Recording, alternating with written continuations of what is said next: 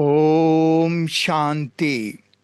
आज खास हम दो तीन कुछ प्रश्नों के उत्तर पर हम फोकस करेंगे। ऐसे तो अनेकानेक छोटे प्रश्न है जो हमने पीछे पिछले कुछ वीडियोस में उसका उत्तर दे चुके हैं, परंतु हाँ, इसी चैनल के प्लेलिस्ट में आप जाएंगे तो पुराने वीडियोस ब्रह्मा विष्णु शंकर के या श्री कृष्ण के जन्म वाला ऐसे बहुत सारे उसमें कुछ कुछ उत्तर आ चुके हैं। परंतु आज कुछ नए और इंटरेस्टिंग प्रश्न है, हम उसका उत्तर देंगे।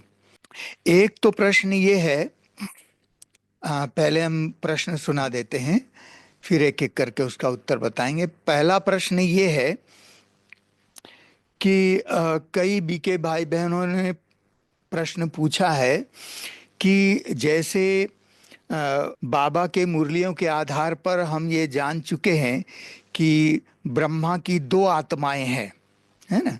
और इसका स्पष्टीकरण हम पिछले वीडियोस में वो ब्रह्मा विष्णु शंकर के उसमें वीडियो में दे चुके हैं, वो आप देख सकते हैं। परंतु कई भाई बहनों के प्रश्न ये है कि जैसे ब्रह्मा की दो आत्माएं हैं, एक सूक्ष्म आकारी ब्रह्मा जो पहले से ही है, और फिर प्रजापिता ब्रह्मा बाबा, है ना। तो उनका प्रश्न ये है कि जैसे बाबा के सूक्ष्म शरीर सूक्ष्म रूप पहले से ही वहां है, तो बाबा ने कुछ मुरलियों में कहा है कि हम ब्राह्मणों के भी सूक्ष्म रूप ऊपर सूक्ष्म वतन में है। तो क्या जैसे ब्रह्मा की दो आत्माएं, क्योंकि दो शरीर है, तो क्या हम ब्राह्मणों के भी जो ऊपर सूक्ष्म संपूर्ण स्वरूप है जो हमें प्राप्त करना है, तो क्या सूक्ष्म वतन में हमारे उस सूक्ष्म शरीर में भी दूसरी आत्मा है क्या? ये एक प्रश्न है ना। इसका उत्तर हम अभी देंगे।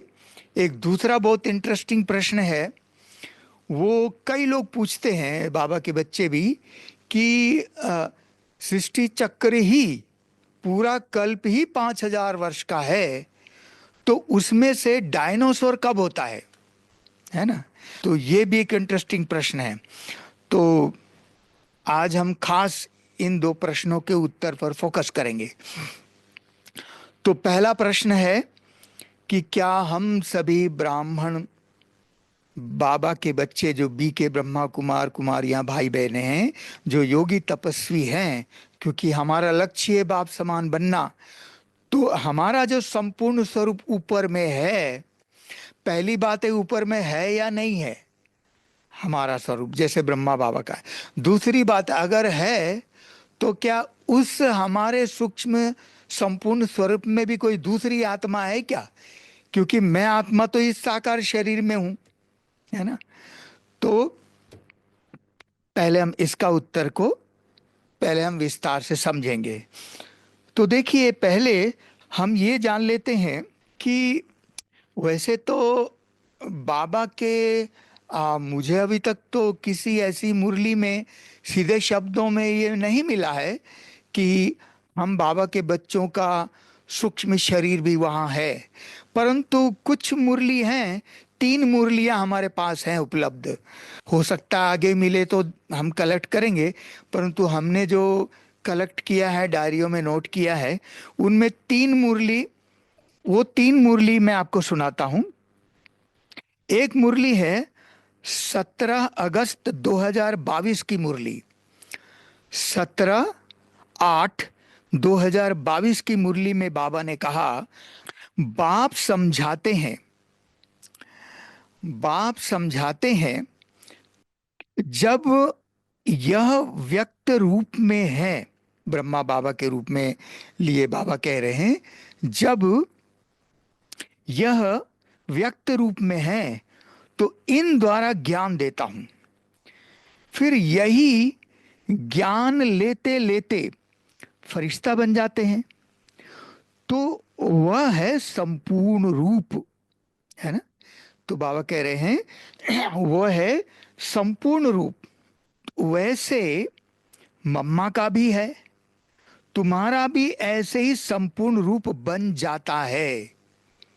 ये बाबा ने 17 अगस्त 2022 की मुरली में कहा। फिर से मैं पढ़ता हूं। बाप समझाते हैं, जब यह अर्थात ब्रह्मा बाबा जब यह व्यक्त रूप में है तो इन द्वारा ज्ञान देता हूं। फिर यही ज्ञान लेते लेते फरिश्ता बन जाते हैं। वह संपूर्ण स्वरूप, वह संपूर्ण रूप जैसे मम्मा का भी है वैसे मम्मा का भी है, तुम्हारा भी ऐसे ही संपूर्ण रूप बन जाता है। तो इस महावाक्य से बाबा ने सीधे शब्दों में तो नहीं बोला, परंतु इससे ऐसा लगता है कि जैसे हमारा भी संपूर्ण बन जाते हैं, ऐसा कहा। तो संपूर्ण रूप, तो ऐसा अगर समझा भी जाए कि हमारा संपूर्ण रूप वहां है ना। दूसरी मुरली है 13 सितंबर 2023 की मुरली है। 13 सितंबर 2023 की मुरली, उसमें बाबा ने कहा, सूक्ष्म वतनवासी ब्रह्मा तो है अव्यक्त, सूक्ष्म वतनवासी ब्रह्मा तो है अव्यक्त, प्रजापिता ब्रह्मा तो यहां चाहिए ना। जब संपूर्ण बन जाते हैं तो सूक्ष्म वतन में फरिश्ते बन जाते हैं। तुम भी फरिश्ते बन जाते हो। वहां तुम्हारा शरीर हड्डी मांस का नहीं होता है। तो ये भी बाबा ने कहा कि हम भी ऐसे संपूर्ण फरिश्ते बन जाते हैं और वहां भी हमारा हड्डी मांस होता नहीं है। इसमें भी बाबा ने सीधे शब्दों में नहीं कहा, हाँ, कि पहले से ही हमारा रूप है, ऐसा बाबा ने नहीं कहा। पर अगर हम मान भी लेते हैं कि इसका अर्थ अगर ऐसा हो, एक तीसरी मुरली और है, वह 23 जनवरी 2023 की मुरली है। 23 जनवरी 2023 की मुरली में बाबा ने कहा, यह है व्यक्त प्रजापिता ब्रह्मा, यह है व्यक्त प्रजापिता ब्रह्मा, है ना। फिर बाबा कह रहे हैं, वह है अव्यक्त, है तो दोनों एक। तुम भी इस ज्ञान से सूक्ष्म वतनवासी फरिश्ते बन जाते हो। तुम भी इस ज्ञान से सूक्ष्म वतनवासी फरिश्ते बन रहे हो। सूक्ष्म वतन वासियों को फरिश्ता कहा जाता है क्योंकि हड्डी मांस नहीं है। फिर से ये वाणी पढ़ता हूं, 23 जनवरी 2023 की मुरली। बाबा ने कहा, यह है व्यक्त प्रजापिता ब्रह्मा, वह है अव्यक्त, है तो दोनों एक। तुम भी इस ज्ञान से सूक्ष्म वतनवासी फरिश्ते बन रहे हो। सूक्ष्म वतनवासियों को फरिश्ता कहा जाता है क्योंकि हड्डी मांस नहीं है। अब ब्रह्मा बाबा की बात तो हमको समझ में आ जाती है क्योंकि भगवान उवाच, बाबा ने कहा। एक बार मैं फिर से याद दिला देता हूं कि बाबा ने ब्रह्मा बाबा की दो आत्माएं हैं, उसके लिए क्या स्पष्टीकरण बाबा ने कौन सी मुरली में दी। हालांकि इसकी डिटेल हमने वो ब्रह्मा विष्णु शंकर वाले वीडियो में बताया है, पर उस डिटेल में मैं नहीं जा रहा हूं। पर कुछ चुने हुए महावाक्य जो सीधे शब्दों में सिद्ध करता है कि ब्रह्मा की दो आत्माएं हैं, वो मैं यहां पर आपको सुना रहा हूं। एक मुरली है 27 अक्टूबर 2021 की मुरली है, 27/10/21। 27 अक्टूबर 2021 की मुरली में बाबा ने कहा, बाप कहते हैं, मुझे पहले पहले सूक्ष्म सृष्टि रचनी पड़े। बाप कहते हैं, मुझे पहले पहले सूक्ष्म सृष्टि रचनी पड़े, फिर पीछे स्थूल। अर्थात शिव बाबा इस सृष्टि पर, धरती पर आने से पहले संगम युग की शुरुआत कहां से करते हैं कि जब बाबा पहले परम धाम के निचले हिस्से के थोड़े से भाग को सूक्ष्म वतन के रूप में कन्वर्ट कर देते हैं। तो बाबा यही कह रहे हैं कि बाप कहते हैं मुझे पहले पहले सूक्ष्म सृष्टि रचनी पड़े, फिर पीछे स्थूल, अर्थात फिर पीछे सत्युग की रचना के लिए बाबा अपना कार्य करते हैं, ये बाबा कह रहे हैं। एक अगली मुरली है 22 जून 2023 की मुरली में बाबा ने कहा, सूक्ष्म वतन तो केवल साक्षात्कार मात्र है। सूक्ष्म वतन तो केवल साक्षात्कार मात्र है, वह कोई दुनिया नहीं है। सूक्ष्म वतन में, सूक्ष्म वतन व मूल वतन के लिए यह नहीं कहेंगे कि वर्ल्ड हिस्ट्री रिपीट। वर्ल्ड तो एक ही है, इस वर्ल्ड की हिस्ट्री रिपीट कहा जाता है। तो बाबा ने इस वाणी में यह स्पष्ट किया कि सूक्ष्म वतन में कोई दुनिया नहीं है, स्थूल दुनिया जैसे यहाँ है वहां नहीं है, वो केवल सुख साक्षात्कार कराने के लिए है। सूक्ष्म वतन बाबा का ऑफिस है। तो वहाँ ऑफिस में बाबा क्या करते हैं, ऑफिस में क्या कारोबार होता है? एक तो प्लानिंग होती है ना, और कैसे क्या करना है, ज्ञान का स्पष्टीकरण कराना हो या बाबा को किसी को साक्षात्कार कराना हो, तो वो सूक्ष्म वतन में बाबा साक्षात्कार कराते हैं ब्राह्मणों को, है ना। जैसे ब्रह्मा बाबा को बाबा ने, शिव बाबा ने पहले विष्णु का साक्षात्कार कराया, तो कैसे कराया? बाबा ने ब्रह्मा बाबा की, दादा लेखराज की आत्मा को विष्णुपुरी में इमर्ज कर दिया। वो विष्णु इस दुनिया में नहीं आया, वहां उनको, दादा लेखराज की आत्मा को वहां इमर्ज कर दिया और वहां विष्णु को दादा लेखराज ने लाइव देखा, उनको लाइव अनुभव हुआ, और वही विष्णु ने उनको कहा कि अहम चतुर्भुजम तत्वम, है ना। तो बाबा ये कह रहे हैं कि वो सूक्ष्म वतन जो है साक्षात्कार मात्र है ना। तो वो वहां इस प्रकार से बाबा का कारोबार होता है। अब किसी को विनाश का साक्षात्कार कराना हो तो बाबा उस आत्मा को शंकरपुरी में इमर्ज कर देते हैं और वहां शंकर लाइव उनको विनाश का अनुभव कराता है। साक्षात्कार तो शिव बाबा कराते हैं, परंतु लाइव की अनुभूति शंकर की आत्मा वहां विनाश का, जिस किसी को भी बाबा साक्षात्कार कराते हैं उसको कराते हैं। तो ये वहां का कारोबार है। तो बाबा यही कह रहे हैं कि सूक्ष्म वतन तो केवल साक्षात्कार मात्र है, वह कोई दुनिया नहीं है। सूक्ष्म वतन व मूल वतन के लिए यह नहीं कहेंगे कि वर्ल्ड हिस्ट्री रिपीट। वर्ल्ड तो एक ही है, बाबा कह रहे हैं वर्ल्ड तो एक ही है, इस वर्ल्ड की हिस्ट्री रिपीट कहा जाता है। अब एक मुरली और है, वो है 21 मार्च 2025 की मुरली। 21 मार्च 2025 की मुरली, है ना, में बाबा ने कहा, गाते भी हैं ब्रह्मा देवताए नमः, है ना, डैश डैश डैश, माना बाबा ने पूरी बात नहीं कही पर उसका अर्थ है कि गाते भी है ब्रह्मा देवताए नमः, विष्णु देवताए नमः, शंकर देवताए नमः, है ना। फिर आगे क्या कहते हैं, शिव परमात्माए नमः, परंतु इन तीनों के लिए देवताए नमः कहा जाता है। तो बाबा कह रहे हैं गाते भी है ब्रह्मा देवताए नमः, वह है सूक्ष्म वतनवासी, है ना, वह है सूक्ष्म वतनवासी। बच्चे जानते हैं वहां हड्डी मांस नहीं होता है, वह सूक्ष्म सफेद छाया। वह क्या है? सूक्ष्म सफेद छाया। वो जो सूक्ष्म शरीर है हड्डी मांस की नहीं है, लाइट की बॉडी है, सफेद लाइट की बॉडी है ना। अब एक अगली मुरली है, वह 14 अक्टूबर 2023 की मुरली। 14 अक्टूबर 2023 की मुरली में बाबा ने कहा, ऊंचते ऊंच भगवान। फिर सूक्ष्म वतन में ब्रह्मा विष्णु शंकर की आत्मा है।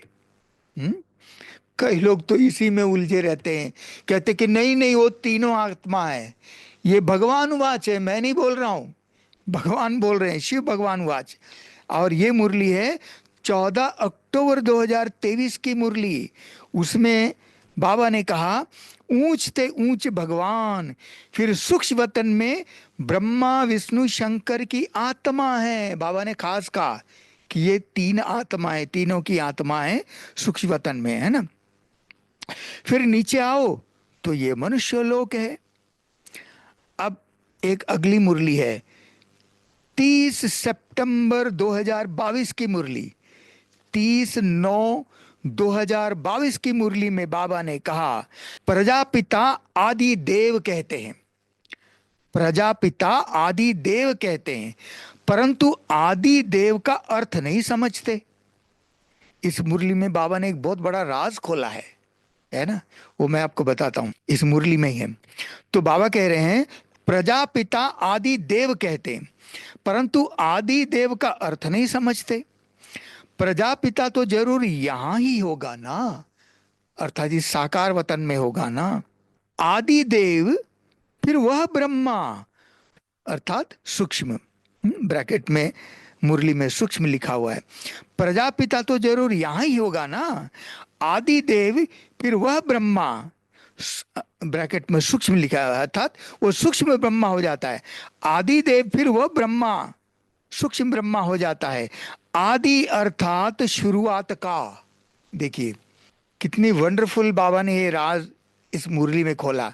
बाबा ने इस महावाक्य में ये स्पष्ट कर दिया कि प्रजापिता आदि देव कहते हैं, परंतु बाबा कहते उसका अर्थ नहीं समझते।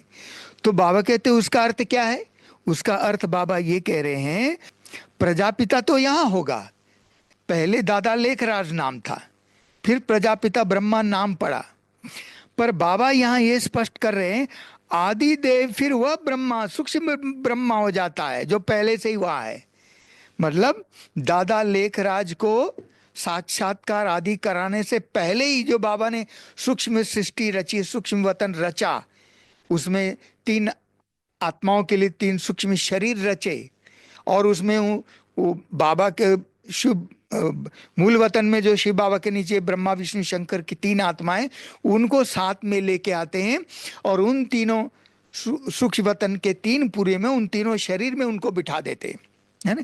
इसलिए तो बाबा कहते हैं ना, मैं त्रिमूर्ति हूं और इन तीनों के रचयिता हूं। मैंने उस पिछले वीडियोस में सारे डिटेल बताया है, किसी को आप देखना हो तो वो देख सकते हैं। तो बाबा यहाँ ये स्पष्ट कर रहे हैं कि वो सूक्ष्म ब्रह्माजन उसको आदिदेव कहेंगे, प्रजापिता ब्रह्मा को आदिदेव नहीं कहेंगे, क्योंकि इससे भी पहले वो है। क्योंकि बाबा और स्पष्ट कर रहे हैं कि आदि अर्थात शुरुआत का, अर्थात जो शुरू में वो ब्रह्मा है उसको आदिदेव कहेंगे। क्योंकि देवता तो उनको ही कहते हैं ना, ब्रह्मा विष्णु शंकर जो है ना, वो आकारी देवता है ना। उनको मनुष्य नहीं कहा जाएगा, वो आकारी देवता है।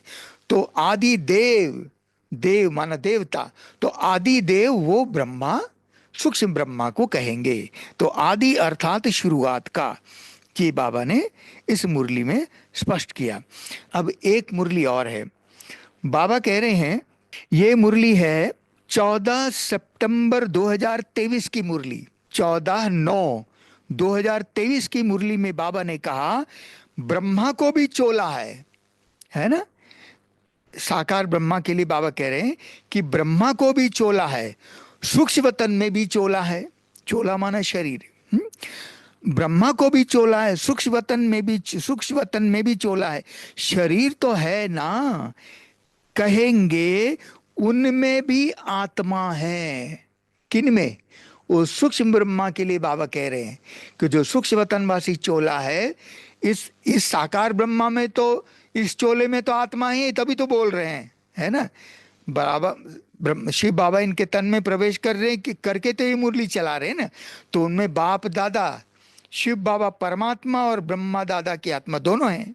परंतु बाबा कह रहे हैं उस सूक्ष्म शरीरधारी ब्रह्मा के लिए बाबा कह रहे हैं, ब्रह्मा को भी चोला है, सूक्ष्म वतन में भी चोला है, शरीर तो है ना।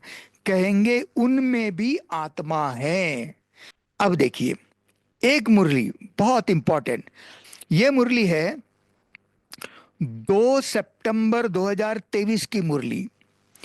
2/9/2023 की मुरली में बाबा ने कहा, वह तो है अव्यक्त ब्रह्मा, वह तो है अव्यक्त, जरूर व्यक्त भी चाहिए।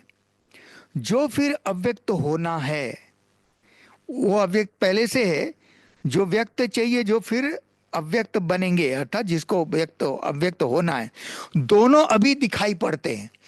अर्थात दोनों एट ए टाइम में एक ही साथ है।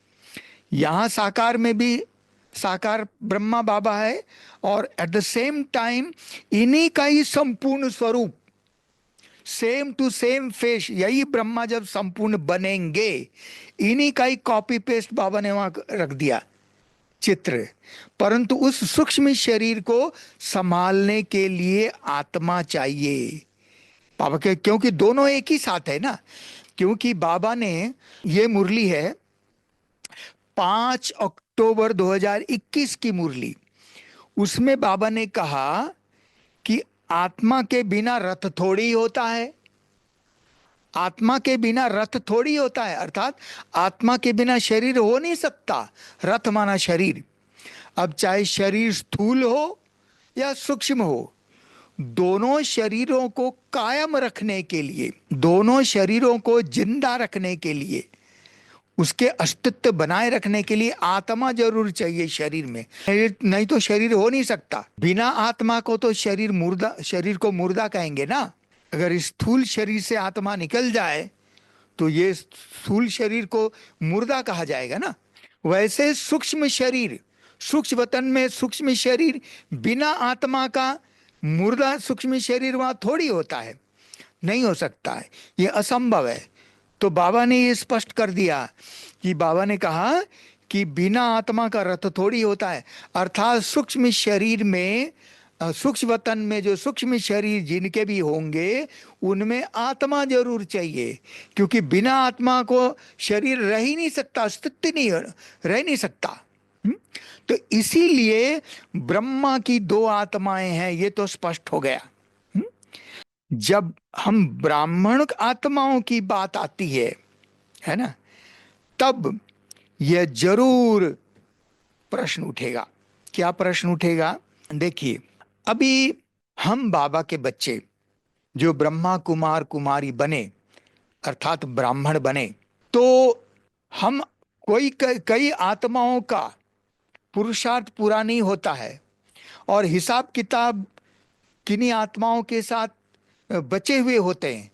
तो वे आत्माएं भी शरीर छोड़ करके फिर दूसरे जन्म में, फिर वो जन्म लेके फिर दोबारा बीके बनते हैं, और ऐसे बीके के रूप में 3 जन्म तक बीके बन सकते हैं, 3 जन्म तक ब्रह्मा कुमार कुमारी बन सकते हैं।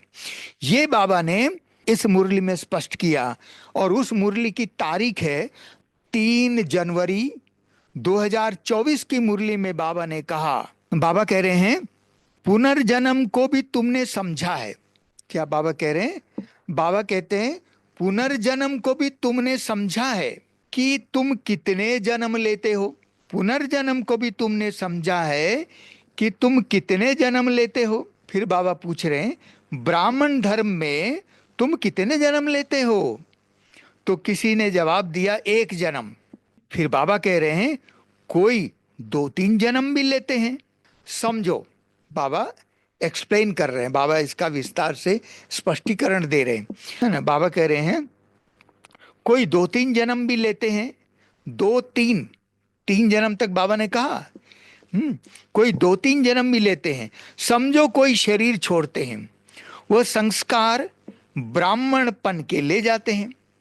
तो संस्कार ब्राह्मणपन के होने के कारण फिर भी सच्चे सच्चे ब्राह्मण कुल में आ जाएंगे, है ना।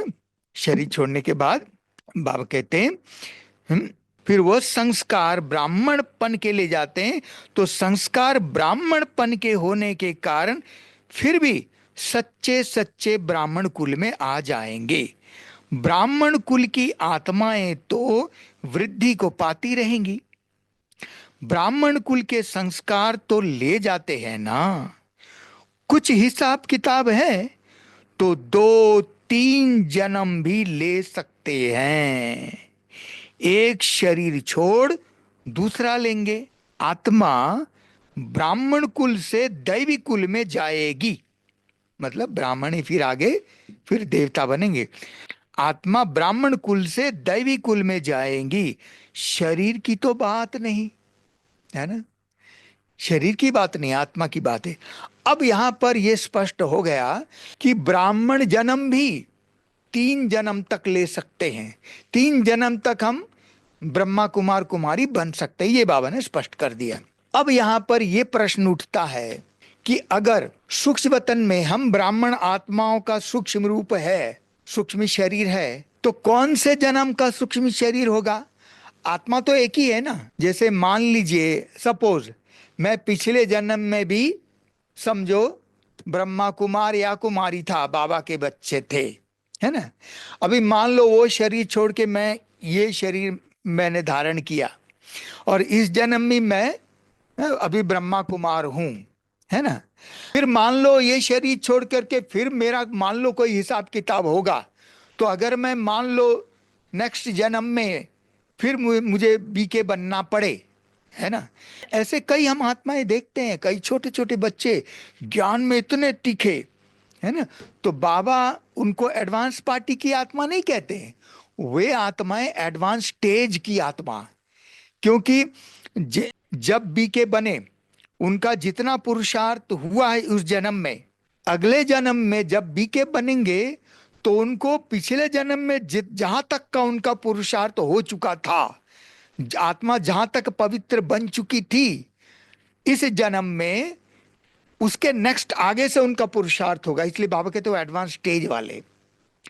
फिर वो शरीर छोड़ के मान लो फिर तीसरा जन्म लिया, तो 2 जन्म में आत्माएं जितनी पुरुषार्थ कर चुकी थी, जितने एडवांस स्टेज तक पहुंच चुकी थी, उसके नेक्स्ट आगे से पुरुषार्थ होगा। इसलिए बाबा उनको एडवांस पार्टी की, क्योंकि एडवांस पार्टी की आत्माएं तो बीके बनेंगी ही नहीं ना। वो तो मैंने एक वीडियो है ना एडवांस पार्टी के ऊपर विस्तार से कहा हुआ है, उसमें डिटेल बताया है। तो अब प्रश्न उठता है, आत्मा 3 जन्म में आत्मा तो वही है, परंतु उस आत्मा का किस जन्म का सूक्ष्म शरीर सूक्ष्म रूप वहां होगा, है ना। ये तो प्रश्न वाजिब है। तो वास्तव में 3 जन्म के 3 शरीर सूक्ष्म शरीर तो वहां होगा नहीं, है ना। क्योंकि आत्मा एक ही है तो किसी एक जन्म का ही तो होगा ना।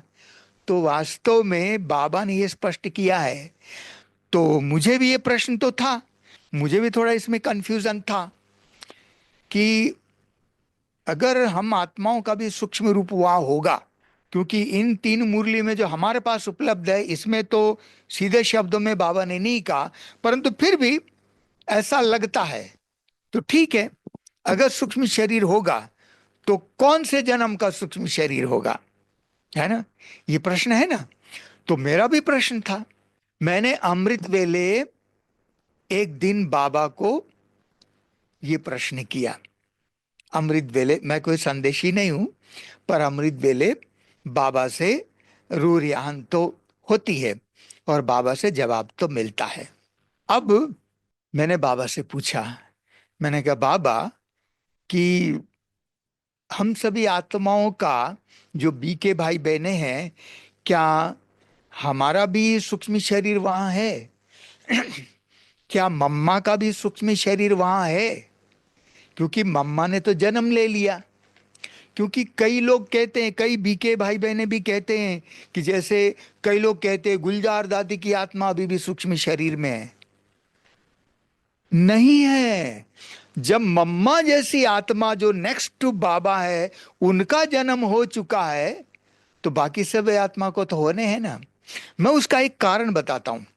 देखिए, जिन आत्माओं के भी पुनर्जन्म लेने होते हैं, है ना, जो भी बीके भाई ने भाई बहनों का पुनर्जन्म लेना होगा, हर उन आत्माओं की 13वीं मनाई जाती है। क्योंकि सूक्ष्म शरीर छोड़ने के बाद सूक्ष्म वतन में, उसी सूक्ष्म शरीर में वो आत्मा को बाबा अपने पास 12 दिन तक रखते हैं, है ना। और 13वें दिन में आत्मा जा करके जिस जहां पर जन्म लेना होता है वहां उस माँ के गर्भ में प्रवेश कर जाती है ना। तो इसीलिए 13वीं मनाने का रस्म रिवाज है ना। अब देखिए, अब ब्रह्मा बाबा ही एक ऐसी आत्मा है, प्रजापिता ब्रह्मा बाबा की, साकार बाबा की बात कर रहा हूं। एक ब्रह्मा बाबा की आत्मा ही है जो केवल सूक्ष्म वतन में अभी भी है। वो आकारी सूक्ष्म वतनवासी ब्रह्मा वो तो पहले से ही है। और जब बाबा अव्यक्त हुए, साकार बाबा अव्यक्त हुए, तो उनका भी सूक्ष्म शरीर है ना। तो दोनों सूक्ष्म शरीर सूक्ष्म वतन में हो गए। तो अब दोनों ही लाइट की बॉडी है ना। लाइट की सूक्ष्म शरीर है। तो लाइट की बॉडी में मर्ज हो सकता है। तो दोनों लाइट की बॉडी इमर्ज हो जाते हैं, है ना। अर्थात फिर उसी बॉडी में फिर दो आत्मा। फिर जब शिव बाबा को स्थूल वतन में चक्कर लगाना होता है, तो बाबा जो संपूर्ण बने ब्रह्मा बाबा है, अव्यक्त हुए, उन ब्रह्मा बाबा को साथ में रोज अमृत वेले बाबा लेकर के आते हैं। क्योंकि ब्रह्मा बाबा के द्वारा पालना करते हैं ना, तो बाबा सब जगह चक्कर लगाते हैं। मधुबन में, सेंटरों में, बाबा के एक एक बच्चों में, विदेश में, हर जगह बाबा रोज अमृत वेले चक्कर लगाते हैं। ये मैंने खुद अनुभव किया है। अब देखिए, तो सूक्ष्म वतन में वो दोनों ब्रह्मा है, ये बात तो ठीक है, समझ में आ गई। तो क्या ब्रह्मा बाबा के जैसे वो पहले से ही जो सूक्ष्म ब्रह्मा है, उस शरीर को संभालने के लिए आत्मा है, तो क्या, मैंने बाबा से पूछा कि हमारे भी ऐसे कुछ सूक्ष्म शरीर है और मम्मा के भी हैं। तो मैं आपको ये बात कर रहा था कि एक ब्रह्मा बाबा की ही केवल 13वीं नहीं मनाई गई। कभी सुना है आपने? ब्रह्मा बाबा की कभी 13वीं नहीं मनाई गई। बाकी हर एक आत्माओं की 13वीं मनाई गई है। मम्मा की भी मनाई गई है। इसलिए मम्मा के भी ना वो पूरे 12 दिन के संदेश आते थे, है ना। उस अव्यक्त संदेश में पूरे मम्मा ने आज क्या देखा, बाबा कहाँ ले गए, सारा वर्णन है। तो एक ब्रह्मा बाबा ही है जिनकी 13वीं नहीं मनाई गई, क्योंकि उनको पुनर्जन्म लेना ही नहीं है ना। तो अव्यक्त वतन में बाकी हर एक आत्माएं, जितने भी महारथी आत्माएं, सब ने पुनर्जन्म लिया है। अब प्रश्न यह है कि जब हर एक आत्मा ने जन्म लिया है, तो उनका सूक्ष्म शरीर वहां कैसे होगा? तो मैंने बाबा से पूछा, क्या बाबा, जितनी महारथी हैं और हम आत्माएं भी जो हैं, हम अभी जीवित हैं, चलो भारतीय आत्मा में जन्म लिया है, तो हमारा भी सूक्ष्म शरीर वहां है क्या? तो बाबा ने कहा है। बाबा ने अमृत वेले जवाब दिया कि हम आत्माओं का सूक्ष्म रूप वहां है। बाबा ने शरीर नहीं कहा, बाबा ने कहा सूक्ष्म रूप वहां है। मैंने कहा बाबा कैसे हैं, क्या उसमें भी हमारी आत्मा, दूसरी आत्मा है वहां? तो बाबा ने कहा नहीं, ऐसे नहीं है जैसे ब्रह्मा बाबा कहे। बाबा ने यह स्पष्टीकरण दिया कि बाबा ने कहा कि जो त्रिमूर्ति का चित्र है ना, ब्रह्मा विष्णु शंकर, तो उसमें जो शंकर है ना, जो शंकर का जो सूक्ष्म शरीर दिखाया है ना, तो बाबा कह रहे हैं, ये देखिए, है ना, ये देख रहे हैं, ब्रह्मा विष्णु शंकर की आत्मा देख रहे हैं आप, है ना। तो इसमें ये जो शंकर की आत्मा दिखाया है ना, तो बाबा के ये जो शंकर है ना, यही हम ब्राह्मणों का सूक्ष्म रूप है। बाबा ने कहा ये जो शंकर है ना, यही हम आत्माओं का सूक्ष्म रूप है।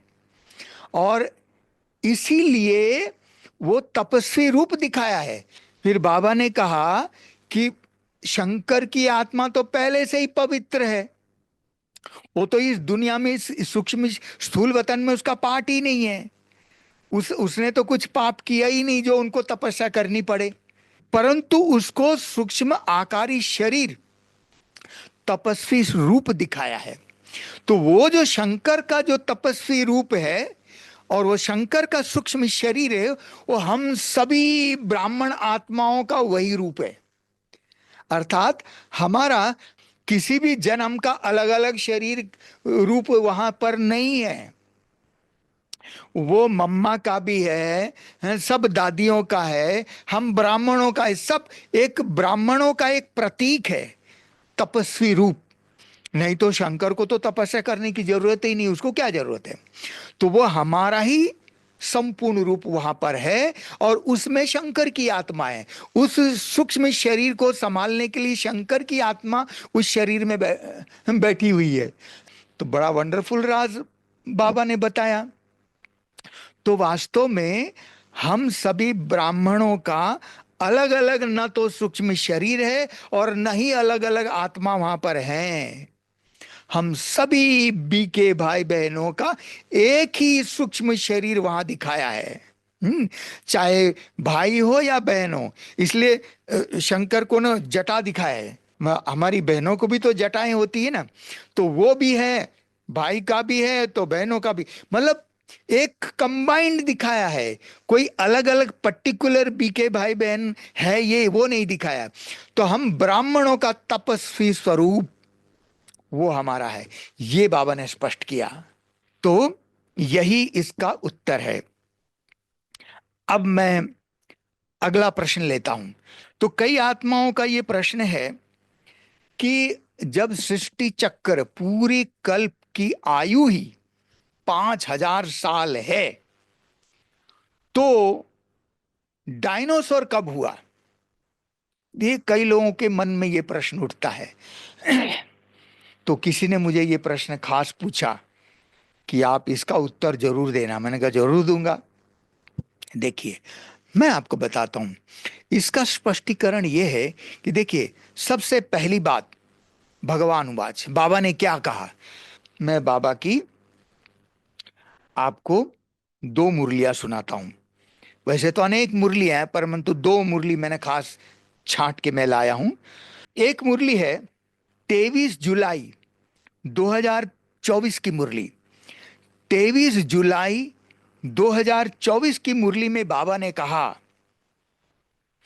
कहां लाखों वर्ष कहते हैं, कहां तुम 5,000 वर्ष सिद्ध कर बतलाते हो। हम्म?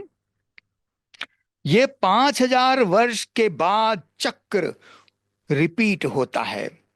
ड्रामा कोई लाखों वर्ष का थोड़े ही होगा, है ना।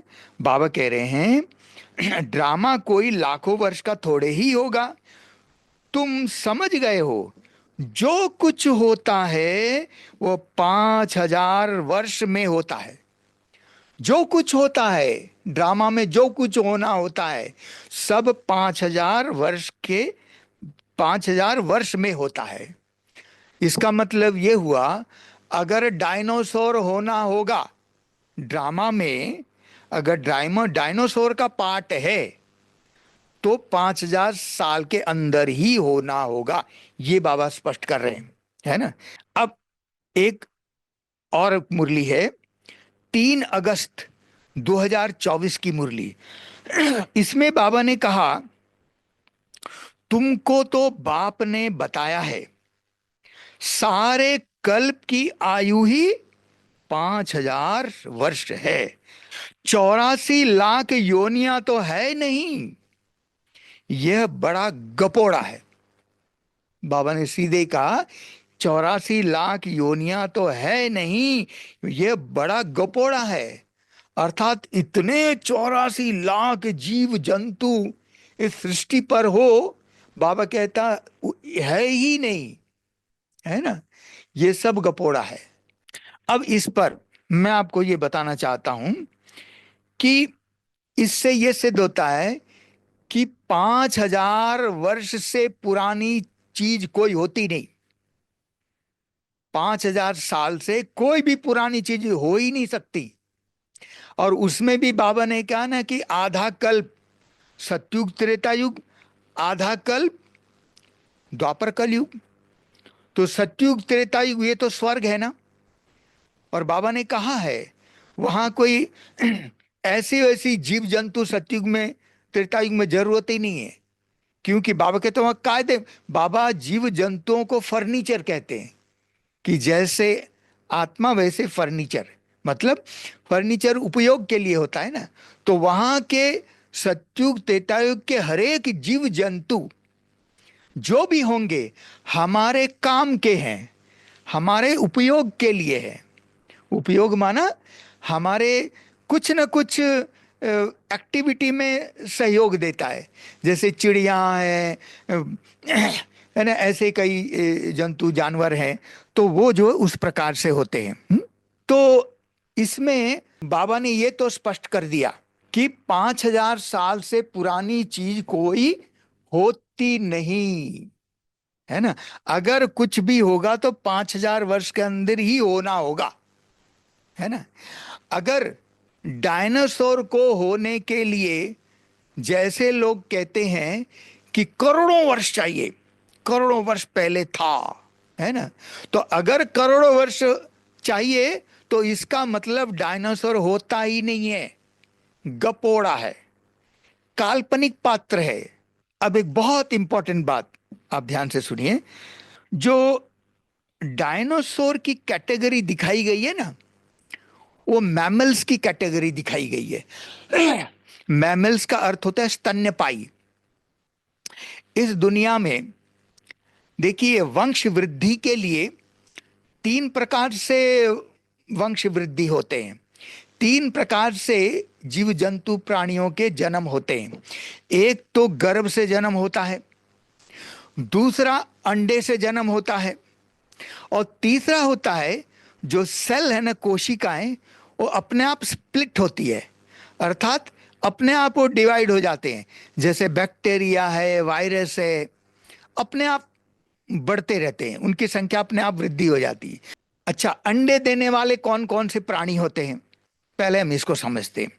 देखिए अंडे वे प्राणी देते हैं, एक तो जो जो स्थलचर अर्थात जमीन में चलने वाले, जो जमीन से चिपक करके चलते हैं, रेंगते हुए चलते हैं, जैसे सांप है और भी कई सारे जंतु जानवर आप सब जानते हैं, वर्म्स हैं, जो जमीन से चिपक करके चलते हैं, जमीन से ऊपर उठ नहीं सकते, चिपक करके चलते, रेंगते हुए चलते हैं, उसको कहते हैं रेप्टाइल्स। रेप्टाइल्स ऐसे प्राणी अंडे देते हैं। अब जैसे पक्षी है, पक्षी के 2 पांव है, 4 नहीं होते, 2 ही पांव है, परंतु 2 पंख होते हैं, वो उड़ने वाले, उसको कहते हैं नभचर, है ना। तो जो उड़ने वाले प्राणी पक्षी हैं वे भी अंडे देते हैं, है ना। अच्छा, पानी में तैरने वाले वे भी अंडे देते हैं मोस्टली। तो अब देखिए अब ये 3 कैटेगरी तो समझ में आ गई, परंतु जो स्थलचर प्राणी जमीन के ऊपर, जो स्थलचर प्राणी जिनके 2 पैर 2 हाथ होते हैं या 4 पैर होते हैं, है ना, चतुष्पद प्राणी, 4 पैरों वाला जानवर या 2 हाथ 2 पैर वाला जानवर। तो ऐसे प्राणी जो जमीन पर पैर उठा उठा के चलते, रेंगते हुए नहीं चलते, पैर उठा करके जमीन के ऊपर स्टेप बाय स्टेप चलते हैं, ऐसे प्राणी गर्भ से जन्म लेते हैं। इनको स्तन्यपायी कहा जाता है। अर्थात ऐसे प्राणी गर्भ से बच्चों को जन्म देते हैं और वे बच्चे मां का दूध पीते, मां का स्तनपान करते हैं, इसलिए उसको कहते हैं स्तन्यपायी, अंग्रेजी में कहते हैं मैमल्स।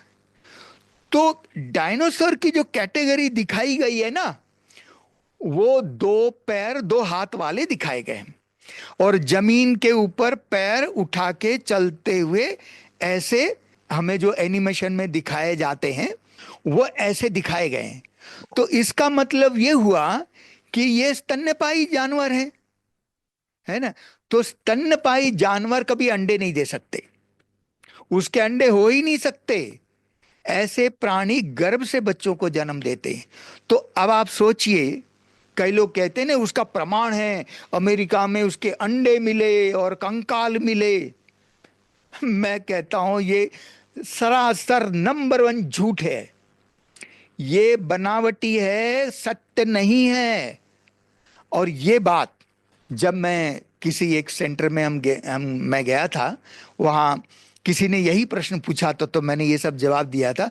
उसमें से एक बीके डॉक्टर भाई, वो डॉक्टर था, वो बीके भाई था, उन्होंने मुझे बताया, बोला आप बिल्कुल ठीक कह रहे हैं भाई साहब। कहते कि मैं खुद अमेरिका में वहां गया था जहां पर वो अंडे और कंकाल म्यूजियम में दिखाए जाते हैं। कहता है मैंने भी वो देखा।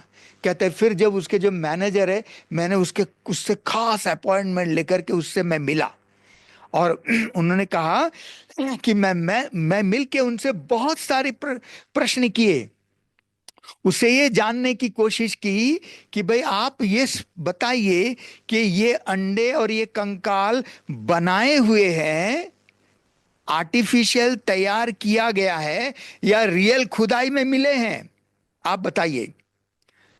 तो उसने कहा कि पहले तो बहुत ना नुकुर किया उसने, फिर बाद में उसने एक्सेप्ट किया।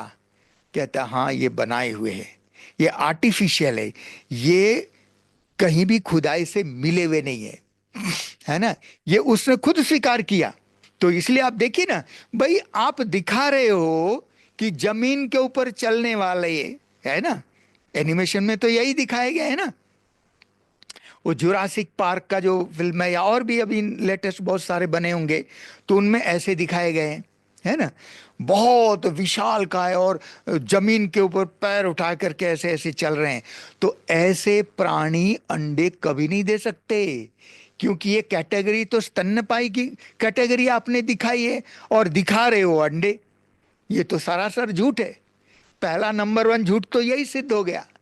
तो वास्तव में डायनासोर एक काल्पनिक प्राणी है, ये काल्पनिक है, रियल है ही नहीं, डायनासोर होते ही नहीं है।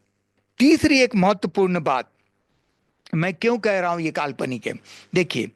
तीसरी बात ये है, ठीक है, थोड़ी देर के लिए अगर हम मान लेते, अगर मान लिया जाए कि चलो ऐसा होता होगा, और चलो 5,000 वर्ष के बदले करोड़ों कह दिया, ये गलती हो गई, अगर 5,000 साल के अंदर ही होना होगा, तो इसका मतलब ये हुआ कि सतयुग त्रेतायुग में तो उसकी जरूरत है ही नहीं, है ना।